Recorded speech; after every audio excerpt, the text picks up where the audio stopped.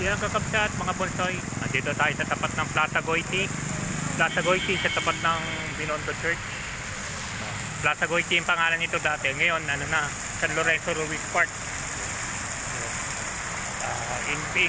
Pinangalan kay San Lorenzo Ruiz.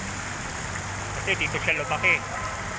Dito talaga pinanganak si laking Binondo talaga si San Lorenzo Ruiz. Ito yung statue nyo. Nandito tayo ngayon sa Binondo Park. Tapat ng Binondo Church. Ayan. Ito yung malaking statue ito po yung malaking statue ni San Lorenzo Ruiz, kakabsat mga bonsai. Ayan.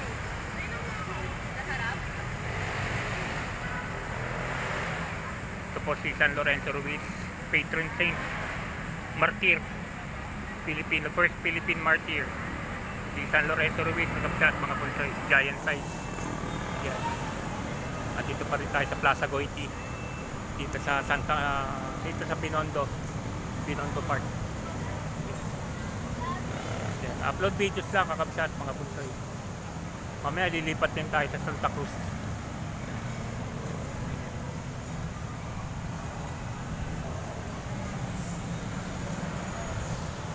Ayan kakabsat mga bonsai oh. Out na natin. Bye bye.